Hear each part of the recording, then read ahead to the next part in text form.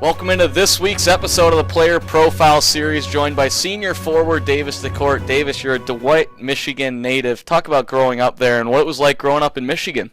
Yeah, growing up in Michigan was great. I really enjoyed it. We had a rink in the backyard every winter, and just like a lot of kids, spent a lot of time there. And then in the summers, played golf. So I guess that's what transitioned into my hockey and golf combo here at Lake Forest. Yeah, you look at your junior career, you were an NHL veteran, 149 games, 54 points, and you played for 3 different teams. What was that experience like?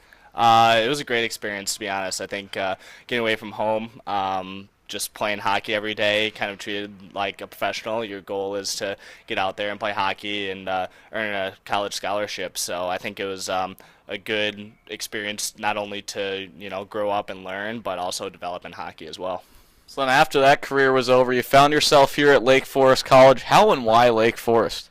Yeah, so I started getting recruited by Lake Forest when I started playing juniors, and I was like, no way am I playing Division III hockey initially. I was like, I wanted to play Division I, and it came down into my 3rd year, and my choices were, play Division III or just go to school and not play sports, and it really came down to a couple schools in particular, mostly just Michigan State to go to school or Lake Forest to continue playing sports, and my decision couldn't have been better. Came here to play hockey and golf, was recruited for both of those, and it's been an amazing experience since.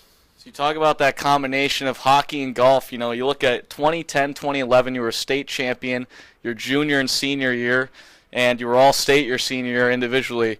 When did you know, what path did you know when it was going to be hockey over golf? Because you ultimately had to make a decision. Yeah, I love both sports, but overall I think hockey was always my first love in a sense, and I wanted to see it through and wanted to achieve that goal. So I always kind of put hockey first, and although I did have some success and our team had success in golf, my goal was to play college hockey. So that was dead set on from the start. And I've heard speculations around here. Is it true you had Division I golf offers when you were in high school? A little bit, but I made it clear. I was like, I'm not going for golf. I'm looking to play hockey. So that was my goal all along, all through high school, and made that clear to pretty much all my family, friends, and everybody else. So hockey's always been your number one priority. Golf just right behind there. Last year, you in the Midwest Conference tournament, you placed first individually. What was that like? Because that's incredible. It was great, but heartbreaking at the same time. We lost by 3 strokes to St. Norbert's to go to the national championship down in Florida for Division III college golf. So it was a little bittersweet. It was nice to win the tournament and be conference champion individually, but the team missed out by 3 strokes, and in the end, the team's what matters. And just looking to come back this year, hopefully win again, repeat personally, and win as a team. So you'll get one more chance at that in the spring, but you still got 4 games left here in the regular season. And this Friday you face off against number 1 ranked Adrian College, the Bulldogs, and they're a Michigan team. So what would it be like taking them down? It would be amazing. I don't think we've ever beaten Adrian as a college, so I think we're ready and juiced up and ready to go this Friday, and I think it would be amazing my senior year with all the other seniors to take down Adrian, and we have a big 2 points on the line each game down the stretch here, really trying to win home ice advantage for the first round of playoffs, something we haven't played a home playoff game since my freshman year, I believe. I think that would be really important to us, really important for the school, and I think that's our goal, is just to win every game going forward. So this is my favorite part of the show here, but look at this team. Who's the biggest clown on this squad? Oh man, that's a tough one. I think I'm going to go with Louis Dekorte, the crazy Canadian.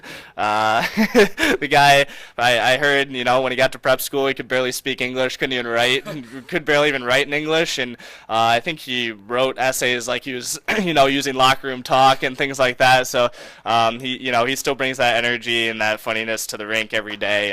And he's a great guy. And, I'm going to go George Argyropoulos. Both those goalies are absolute clowns. So I'll give props to both of them for being biggest clowns on the team combined. So, look at, if you're stranded on an island with one person, who would that person be? Would it be them, or would you go with someone else? No way. I wouldn't trust either of them on an island. I'd go Luke Mead. The Minnesota guy. I think him and I can go out and hunt and forage for some food and survive on the island together. There's just looking around here, I don't know who else I would trust. So I'd go Luke Mead on an island. Biggest clowns, Louis Dekorte and George Ardropoulos. So That's been a common theme this year so far, but so you're set to graduate in May, and you've already got a job lined up. Tell us about that a little bit. yeah, so I've been fortunate enough to intern last summer at Stout Advisory here in Chicago, and I accepted a full-time offer with them in their investment banking division after school. Really looking forward to that. I have a couple months off. I start in July, and I'm really looking forward to starting my career there. So. Well, Davis, we wish you the best of luck the rest of the season and moving forward. Thanks for watching. This has been another episode of the Player Profile Series.